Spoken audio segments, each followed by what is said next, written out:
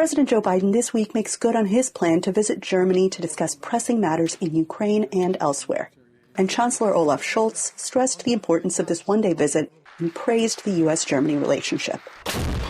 Ukraine tops the agenda, with the White House announcing Wednesday that Biden released another $425 million security assistance package. The president believes that this is felt very strongly about this trip, about one of our partners, allies, that has been steadfast, certainly in partnership as it relates to Ukraine's defense. And the president really wanted to make sure to go to Germany to thank Chancellor Scholz directly. Biden intended to go to Berlin last week, but Hurricane Milton spoiled his plans, forcing him to also reschedule a meeting on Ukraine security that he now will lead virtually. The White House said that Biden would not meet face-to-face with Ukraine's leader as originally planned. Scholz met with President Volodymyr Zelensky last week to hear his 5-point victory plan, which includes an invitation to join NATO before the war ends. Zelensky presented the plan to his parliament Wednesday. This plan is a bridge to hold a productive peace summit that will truly put an end to the war.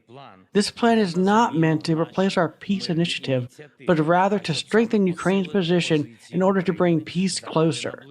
We can achieve this through cooperation, all of our partners. We are counting on Germany's support as well. NATO's new Secretary General was non-committal, saying Wednesday that Ukraine would, one day, be a member. This grinding war compels the U.S. and allies to work together to counter a coalescing crew of adversaries with interests in Ukraine's fate.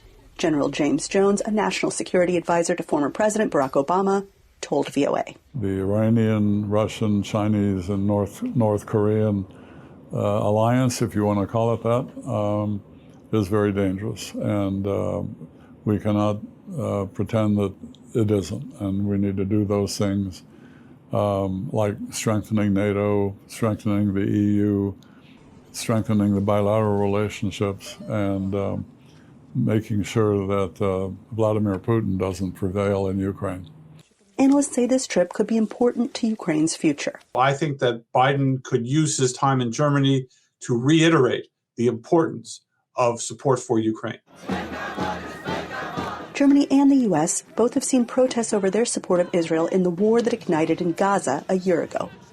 At the same time, both countries are reporting rises in anti-Semitic incidents in the past year.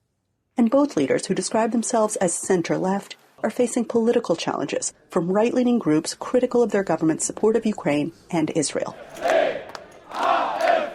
Scholz has recently lost ground to the ascendant Alternative for Germany, a far-right party that opposes immigration and that the German judiciary calls suspected extremists. This visit comes at a crucial time. Both leaders know well how the wars of the last century affected their nation's fortunes and futures. And now, these two men must strive together to see that another conflict does not swallow the world. Anita Powell, VOA News, Washington.